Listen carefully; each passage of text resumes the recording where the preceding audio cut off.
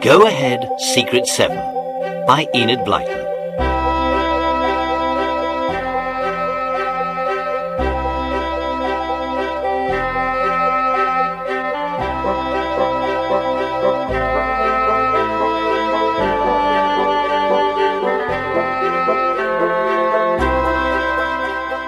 The Secret 7 were worried.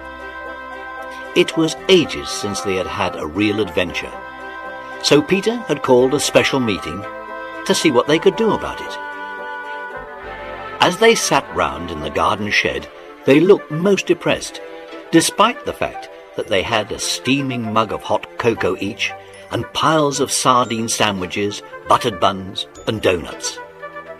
The only one that looked happy was Scamper, who wagged his tail gleefully as he gulped down his share of the goodies.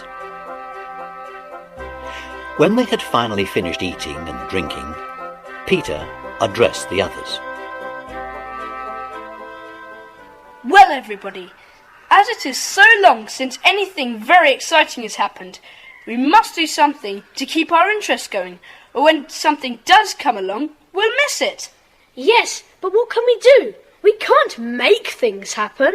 I know that, Colin, but we can put in a bit of practice. What, for instance? We could practice shadowing people, or spotting somebody, and then writing down a clear description of them, or watching somebody and memorising everything about them.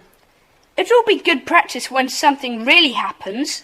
Sounds a bit dull to me. Yes, and we'd be seen following people in broad daylight. Do it in dark, then. Look, we've got to keep this Secret 7 going, haven't we? I'm only doing my best. All right. We'll practice some observation on Saturday morning. I'll go to the railway station. And Barbara and I will go to the bus stop. Good. Jack, you and I will find a good spying place and sit and watch what goes on from there. And Colin and George, you two go separately and practice shadowing someone and follow them to their home without being seen. I'd rather tackle a real mystery. We all would, George, but at least we're putting in a bit of practice in case anything pops up. Yes, Jack's right. And we'll all report what we've done at our next meeting. The next Saturday, each one set off to practice their shadowing and observations. All that is, except Colin, who had a nasty cold and was kept indoors by his parents. So George had to set off alone that night. He went out of the back gate and into the street. There the lamps were lit, so he kept in the shadows wherever he could. Soon a bus stopped up the street, and a tall, stooping man got off it and came towards him. George pressed himself against the hedge and decided to follow him and pretend he was trailing a criminal back to his home. In the darkness, it all seemed very real to George as he nervously crept along in the shadows. He even brandished his truncheon as if he were following a real dangerous thief. After a while, George crept up quite near to the man, feeling very bold and successful. And then suddenly, something happened. And what do you think you're doing? Creeping along in the dark after that gentleman in front? And what's this you're carrying? A truncheon?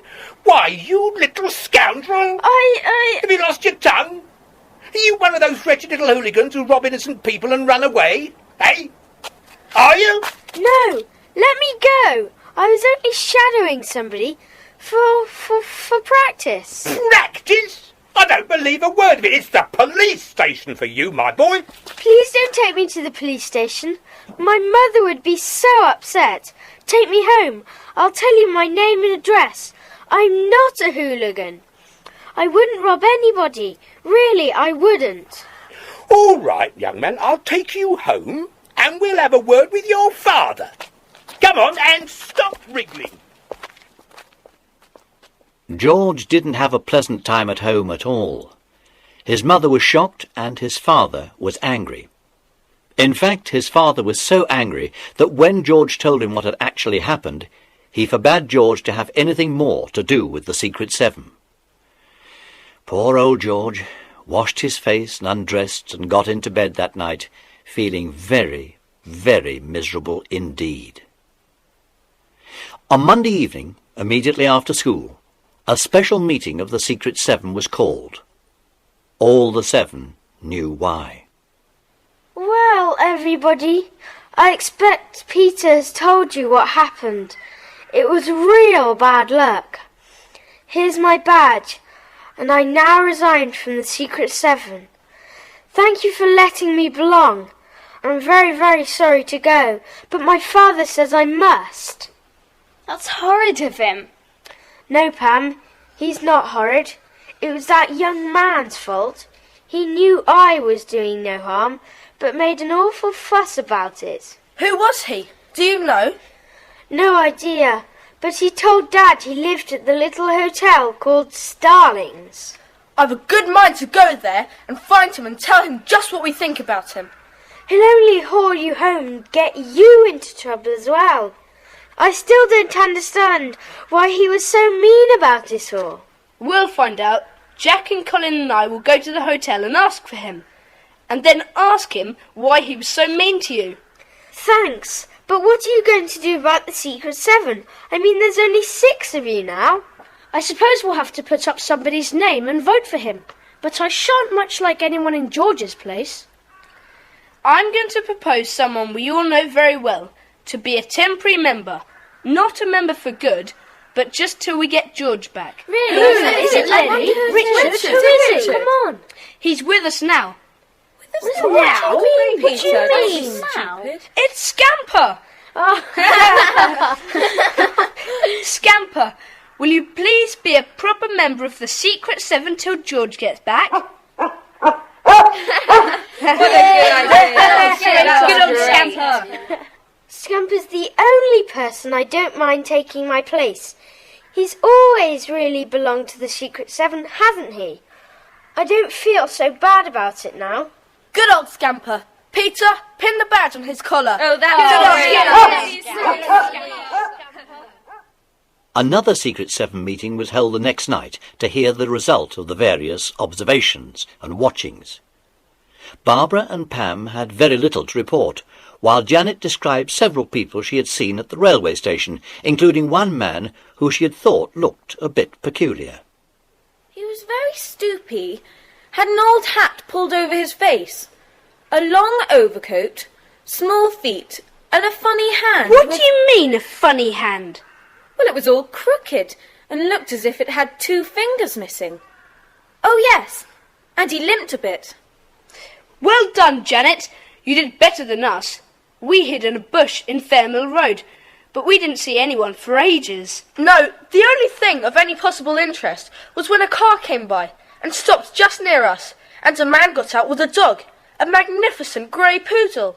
Yes, it looked terribly frightened, but I think it was only car sick, because it soon recovered and began to sniff around quite naturally. It didn't like going back in the car, though. It whined like anything and pulled on the lead as hard as it could. The man was quite rough with it. I expect the poor thing knew it would be car sick again. Your report doesn't seem any more interesting than ours. Did you take the car number? I bet you didn't. There wasn't much point in taking it, really, but as it happens, we did. PSD 188. It was easy to remember. PSD, pretty sick dog. Well, none of us seem to have done very much, do we?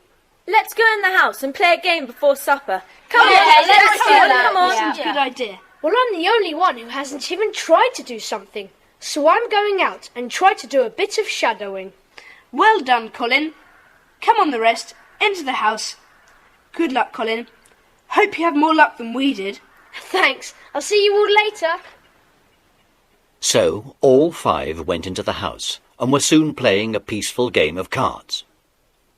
But after a while, there was a sudden rapping on the back door.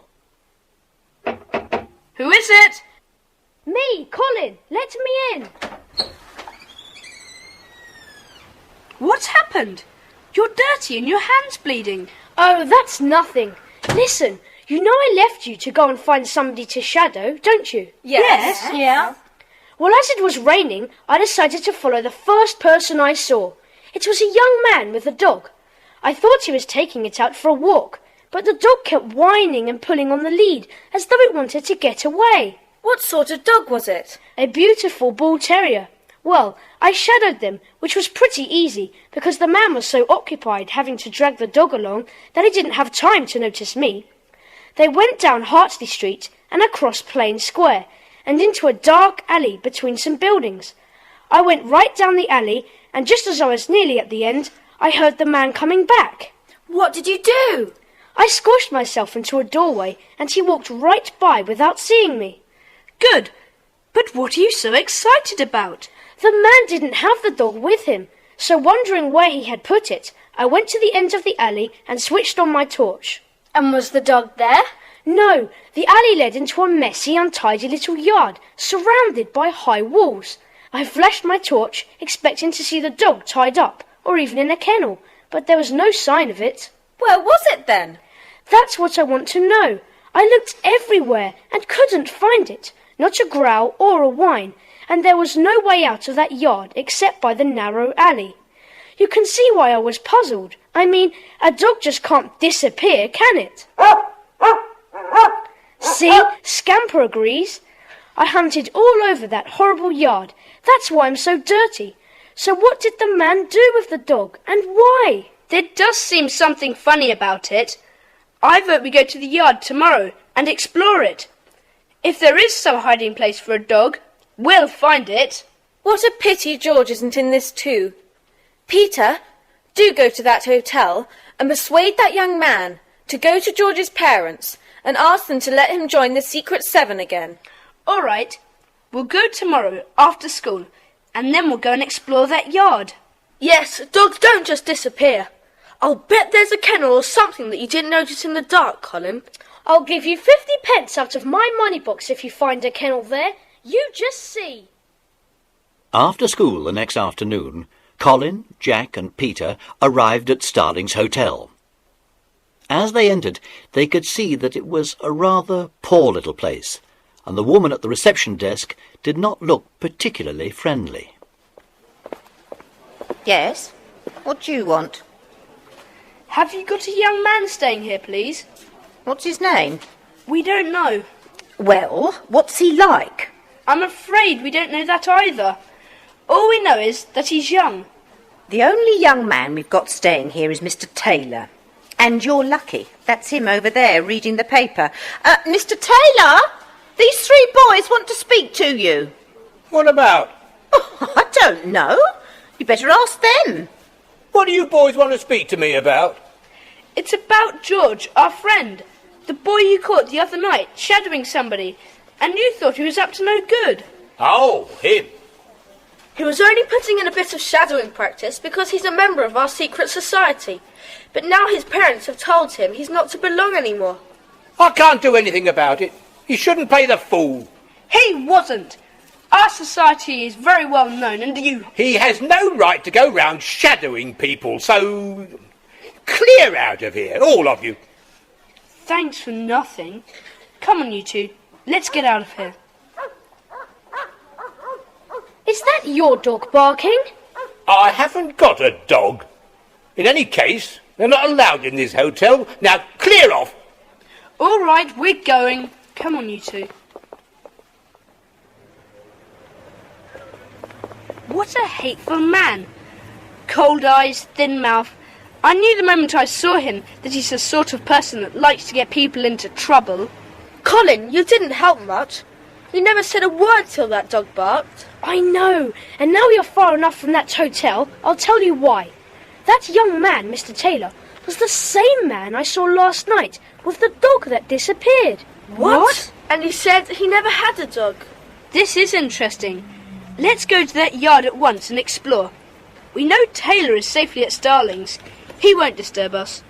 Come on then, as quick as we can. I knew there was something funny about that yard.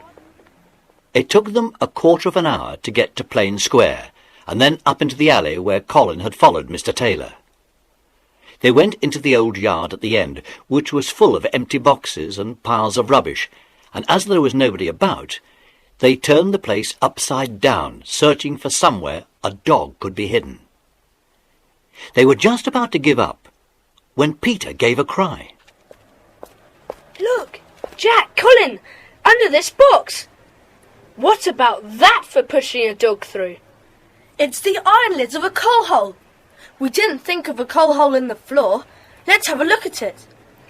It's not as caked round with dirt round the edges as it should be, which means it's been moved recently.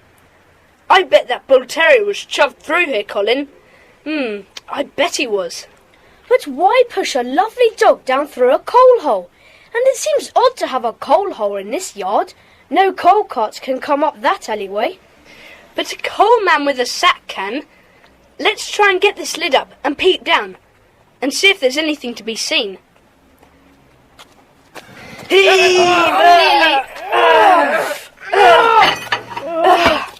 There we are. I'll look first. Well, it's as dark as well as a coal hole. Anyone got a torch?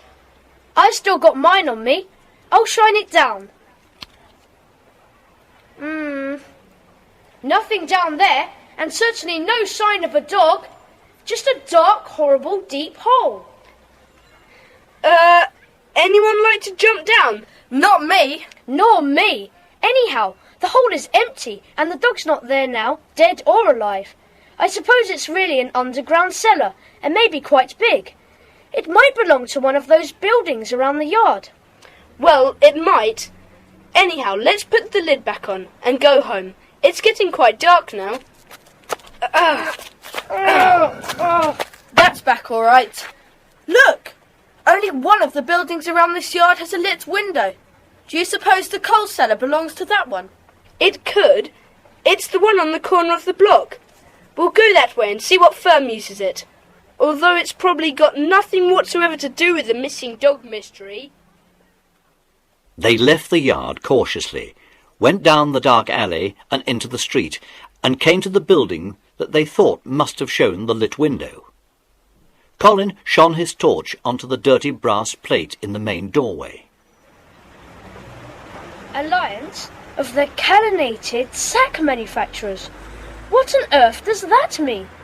Anyway, by the look of the awful state of the building, the sack manufacturers must have gone west long ago.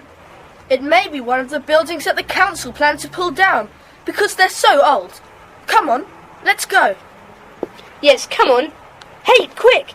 Into the shadows. The door's opening. And someone's coming out. Let's shadow him. Right. It'll be good practice for us anyway. Yes. Now be careful he doesn't see us and... Oh, no! He's only going to that bus stop. He's getting on the Pilbury bus. Bother. Never mind. I don't expect it's anything to do with the dog affair. Probably just a harmless old businessman going home for his tea. But Peter, Colin, didn't you notice his hand when he took hold of the bus rail? No. Why's that? He had 2 fingers missing, and the hand was crooked. Don't you remember Janet's report? Gosh, yes. That man she described getting off the train from Pilbury at the station. She said he had a funny hand and walked a bit lame. And so does this man. And he's wearing a long overcoat. It all fits. But even if it is the same man, it doesn't mean anything really. No, you're right. Come on, let's go on home. They turned to walk across the square again and past the little alleyway that led to the yard. Someone came out of it briskly and almost bumped into them. It was too dark to see what the man was like, but when he passed under a lamppost, Jack gasped. It's that Mr. Taylor we visited at the Starlings Hotel this afternoon, and he's carrying a dog lead. That's the man I saw with a dog yesterday. What's he doing here again? Has he taken another dog into the yard and pushed it down the coal hole, do you think? I don't know, but let's shadow him and see where he goes. Keep well behind. Come on. He's gone round that corner. Let's follow him round.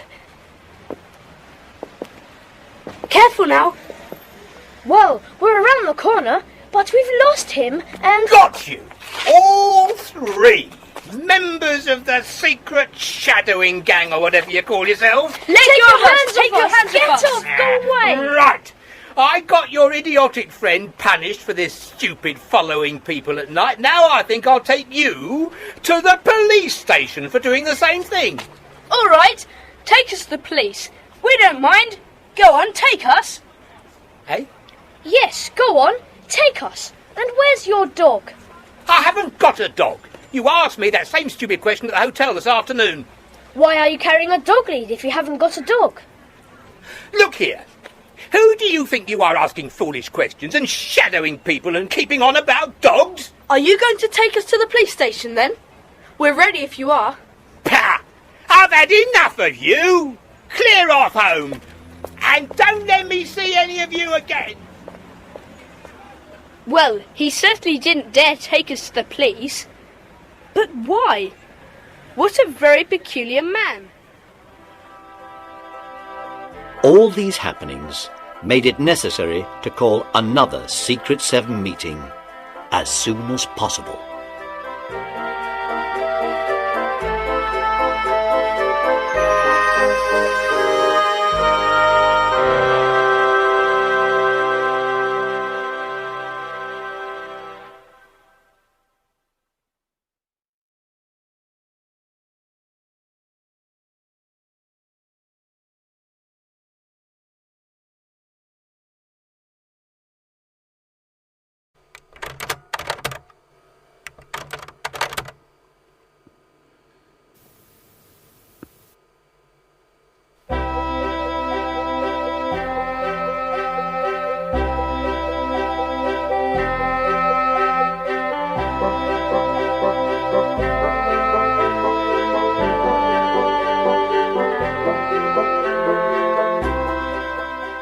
They met the following Thursday afternoon, and the first item recorded was that George, although no longer a member of the Secret Seven, should be kept up to date with what was happening. After all, it was him who had started the shadowing adventure. Then, after much discussion, it was decided that the old man who had come out of the lighted building and gone into the Pilbury bus was the same one that Janet had seen at the station. Finally, the coal hole was well and truly discussed. And it's pretty certain that Mr. Taylor takes dogs secretly at night and puts them through the hole. Then he leaves them. Do you suppose somebody is down there waiting to receive them? I mean, somebody must look after them, surely. Yes, but why are they taken there? It's cruel to push dogs through coal holes and leave them in the darkness. For all we know, they have no food and drink. There wouldn't be any sense in starving them. It's quite clear the dogs are stolen. Colin, you said the bull terrier was a fine dog, so it's probably valuable and would fetch a good deal of money. Gosh, do you suppose the cellar is full of purebred dogs, all stolen? Oh, the poor dogs. I do hope there's somebody there to feed them and see to them. We must do something about it. Can't we look at the lost and found advertisements in the paper and see if many dogs are lost or stolen? A good idea, Pam. And we can see if there's any notices about stolen animals outside the police station. And we must explore that cellar. Yes, we've got to do something. Give us our jobs, Peter, and we'll do them. The Secret Seven is going full speed again. Right. Pam, Barbara, you hunt through the papers and find out if there are any valuable dogs missing. Right, you are, Peter. Janet, you go and look outside the police station for any notices and then go and tell George everything that has happened. Colin and Jack and Scamper will come with me to the coal hole tomorrow night. Colin, bring your rope ladder. And both of you bring torches and wear rubber shoes. They all left the meeting and set off on their tasks. Pam and Barbara decided to go to the public library, where there were many newspapers, and they could read the lost and found advertisements. So, much to the librarian's astonishment, they seated themselves there with copies of the daily and local newspapers around them. Pam, look at these two adverts in this paper. Lost or stolen, pedigree greyhound. And another, lost or stolen, purebred bull terrier. That might be the very one that Colin saw. It gives names and addresses here, and they are both in our county. I've found an interesting one too. See? Lost on Monday the 16th. Beautiful Saluki. Answers to the name of Sally. Oh, yes. That's in our county too. It looks as if somebody is at work, stealing pedigreed dogs. Here's another. Believed stolen. Purebred Alsatian. Well trained. Answers to the name of Kip. Goodness! Suppose the boys find them all down the coal hole. What do you think the thief does with them? Sells them again, of course. They'd be worth a lot of money. Or they might claim any rewards offered. That's terrible. I wonder how Janet is getting on down at the police station. Unfortunately, there were no notices about dogs at the police station. The only notice there described a man the police wanted to find. Janet read it with interest. John Wilfred Pace, age 71, small and bent, bald with shaggy eyebrows and a beard, very hoarse voice, shuffles badly when walking, scar across right cheek. I should know him all right if I saw him. Now I must really go and see George before I go to school. George was delighted to see Janet and be told all the news of the Secret Seven's latest adventure. But when Janet left, he felt rather down in the dumps with all these things going on, and him not in it. Then an idea came into his head. Why shouldn't I be in it? Why shouldn't I go to that coal hole and watch the others going down? They needn't know I'm there. I can find it all right. Look out, Secret Seven, I'm coming too, though you won't see me. When Barbara and Pam told Peter about the lost and stolen dogs, he was most interested, and decided that he and Colin and Jack would go down the coal hole that night. They set off with Scamper at 7 o'clock and made their way to the yard. It was a dark night, and a slight drizzle was falling. They entered the yard very cautiously, and after making sure there was nobody about, hauled off the heavy coal hole lid. Peter flashed his torch down. Nothing down there except blackness and dirt. Colin, let the rope ladder down. Right. It's down. Shall I go first? Yes, and I'll follow with Scamper. Jack, you come down after me. Right. I'm down, all right. I'm right behind you. Steady, Scamp. I'm down. You're right, Jack. Yes, I'm down now. Good. Shine your torch, Colin. Phew. It's a pretty big cellar. Is that a door over there? Yes, it probably leads to the other cellars or basements. We'd better go cautiously.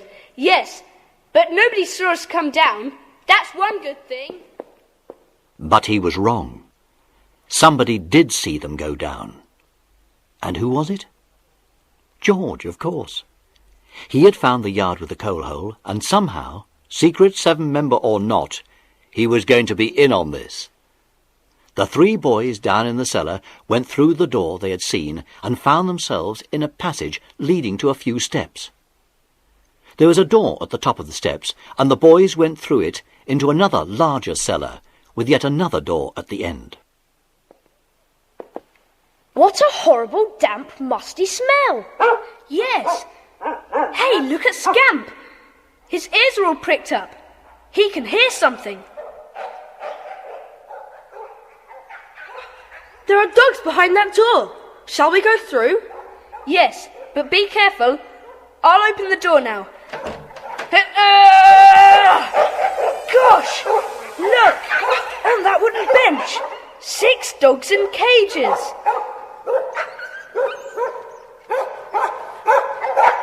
And somebody has left the light on, and the dogs have got food and water. Be careful, there must be someone about. Jack, isn't that the lovely poodle we saw in that car when we were shuddering the other night? Yes, and I'll bet that bull terrier is the one you saw with Mr. Taylor, Colin. It is, And look, there's a greyhound and an Alsatian and a beautiful Dalmatian. Hello, what's Scamper growling for? Listen, there's someone coming. Quick, get into the shadows. It's an old man with a little dog. Come on, Tinks. Let's see if the lords and ladies are all right. They don't think much of the likes of you and me, but we don't care, do we? Hello? What's the matter then, Tinks? Oh, and what do I see by the light of my lantern then, eh? 3 lads. And what do you think you're doing here, eh? Where did you get those dogs from? Who bought them? Who do they belong to? What are you doing with them? Them dogs? Oh, they comes and goes through that hole up there and, Hello, here comes the governor. Oh, you'll be in trouble now, my lads. Hello, what are you three doing here then? Pace, get that Alsatian out of his cage, quick! Right, Gov.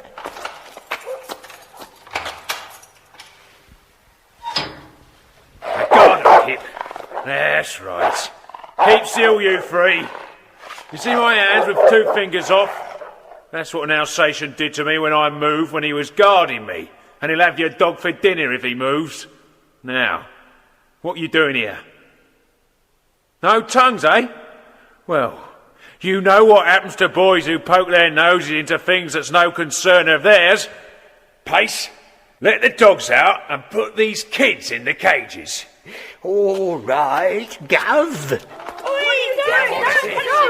Now, round 'em up.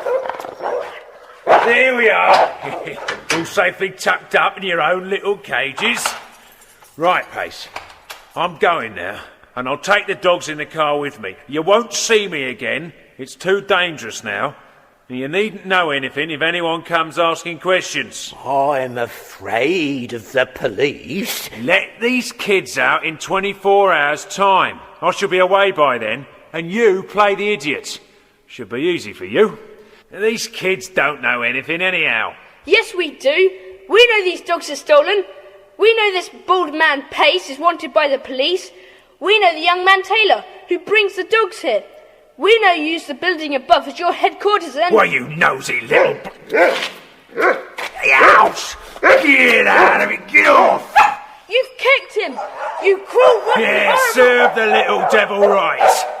Now, I'm off with the dogs. Come on, you dogs. Follow me. He got away with dogs, says the governor. Used to be a trainer, he did, but he don't like boys any more than I do. Now, you're in them cages, nobody knows where you are, and if the police ever catch me, I shan't tell them about you. Oh no, I shan't tell nobody about you. I'll leave you now then. Goodbye. Come on, Tinks. Let's be going. Well, we're properly caught. Goodness knows how long we shall be in this stinking place. And where's Scamper gone? I hope he's not hurt. Shush! Listen! There's somebody else coming. I hope it's not that young man Taylor. That would be the last straw.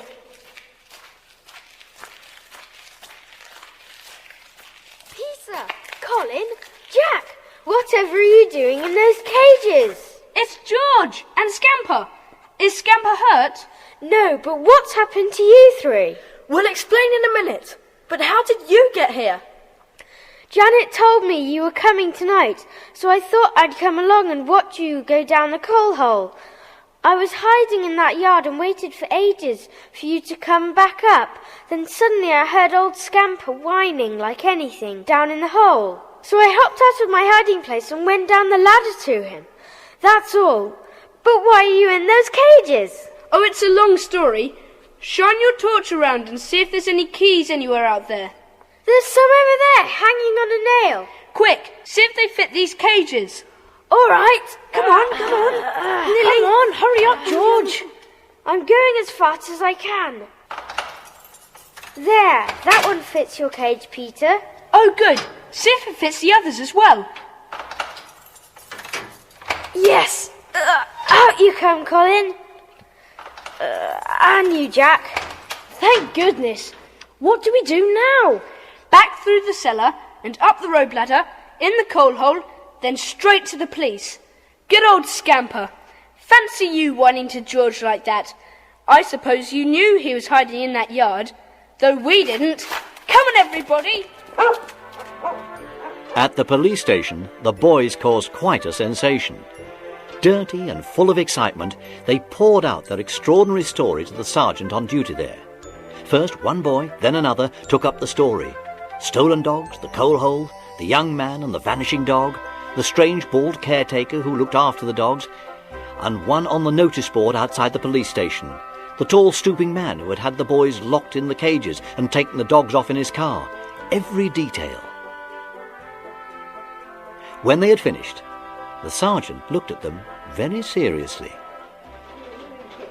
Do you know the number of that car? If we can get that number, we can send out details, and the car will be stopped in a few minutes, no matter where it is. I know the number. It was 188. But what were the letters? Pretty sick dog. Pretty sick dog? I don't follow. PSD. The dog was sick, and we said the car letters must stand for pretty sick dog. That's right. Well done. Constable, get that number to all the patrol cars in the area. Well done, boys. We've been after these dog stealers for months. That fellow's a master at getting a dog to obey him. Then he pops it into his car and away he goes and passes it to someone else. Yes, to that young man, Taylor, who lives at Starling's Hotel. He puts the dogs down the coal hole to the old caretaker, who puts them in cages. You could get Taylor. He doesn't know about the happenings tonight. You can get the caretaker too, if you send men down the coal hole and through the cellars and up into the building above. Well, I haven't time to ask you how you know all these remarkable things, but... Ah, we belong to the best secret society in the world, Sergeant. We're always looking out for things to happen, but this time I think we rather made them happen. Make a few more happen. Now, you better get home. It's late. I'll come and see you tomorrow. And many, many thanks. 8 worried fathers and mothers heard the strange story of the stolen dogs when the boys at last got home, very late and full of excitement. And the next morning there was a special Secret 7 meeting. And of course, George was there too, beaming all over his face. I guess you'd have a meeting this morning, so I came to tell you that my father says I can become a member again. That's if you'll have me back. Definitely. Welcome back. The sergeant came to ask me a few questions, and they told Dad and Mother that all the Secret 7 were quite remarkable, and Dad never said a word about having turned me out. And after the sergeant had gone, Dad said, "All right, George, you can belong to the Secret 7 again, so here I am." Good. We solemnly make you a member again. And today's password is beware. And you, Scamper, made a very good temporary member. Hear! If it wasn't for Scamper, the 3 boys would still be in cages. Gosh, so we would. Hello, who's this coming?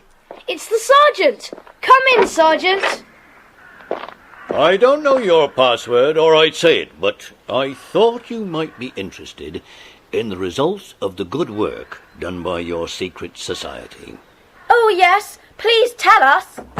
Well, we got the PSD 188 car in Pilbury. Ah, we thought the fellow lived at Pilbury. Did you know? I'm beginning to wonder if there's anything you don't know. Well, PSD stood for Pretty Sick driver when we told him we knew all about him. And we also got the old caretaker fellow and the young man Taylor at Starling's Hotel. He's a bad lot. He and this other man ran the dog-stealing business between them, quite cleverly too. They bamboozled us all right. But they couldn't bamboozle the Secret Seven, could they? Well, I must be off. And once again, thank you all very much. Goodbye, Goodbye. Bamboozle. Bamboozle. That would make a fine word for our next password. Yes. Oh, I do feel happy having George back with us again. Come on, I'll treat you all. Yes, and you too, Scamper darling. If anyone has earned an ice cream, you have. Yes!